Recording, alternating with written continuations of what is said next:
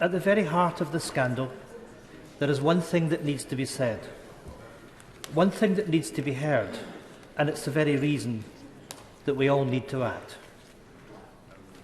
And the reason is this: that the Prime Minister of the United Kingdom is a liar. I genuinely don't say that lightly, and I don't say it loosely. I honestly believe that it's right that we are slow to use that word. But I equally believe that it is right that we should never be slow to say it and to call it out when it is so obviously true. Because members across this House know it to be true, and the public have long known that to be true. And that is why it needs to be said today, and why we all need to act. Because, Mr. Speaker, every single day in this chamber, there are motions that come before this House which are complex and nuanced. And there are usually two sides to an argument and valid reasons from whichever position is proposed. But I think we can safely say that this definitively isn't one of these debates. The evidence of the motion speaks for itself. It's as clear as day. If there ever was an open and shut case, this is it. Mr. Speaker, last December, the Prime Minister came to this House and denied that there were any parties in 10 Downing Street during the long COVID lockdowns. Typically and tellingly, he hid behind his staff in saying it. He told us that he was given firm reassurance that no parties had happened, that no rules had been broken. Every member of this Parliament witnessed it. The public saw it with their own eyes. And shamefully, to this very day, it is still on the record of this House. But we know the truth.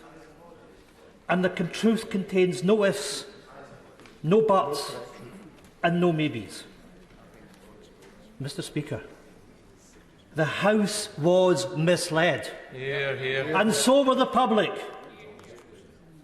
And we were all misled deliberately because the Prime Minister knew the truth. Yep. Not only were parties happening, not only was the law broken, the Prime Minister was at the very parties he denied had even happened. Yep. The truth is simple, and it's this: he lied to avoid getting caught. And once he got caught, he lied again. There is no other way to describe it. There is no other word for it. Now, Mr. Speaker, I can understand that this may be a terrible truth for the government benches to hear. But it's a truth that they need to hear. And it's a truth they need to live with. And I say to the Father of the House, who I've got the utmost respect for, this has got nothing to do with any elections. This is about the behaviour of a Prime Minister in office. And much more importantly, the uncomfortable truth that the Prime Minister of the United Kingdom is a liar is exactly why they finally need to act and remove him from office. Hear, hear. And other Prime Ministers, including all the predecessors as Conservative Prime Ministers, would have been long gone by now. Mr. Speaker, the benches opposite put the Prime Minister in power. They have the power to remove him, and the public expect them to act. Mr. Speaker, we have reached this point.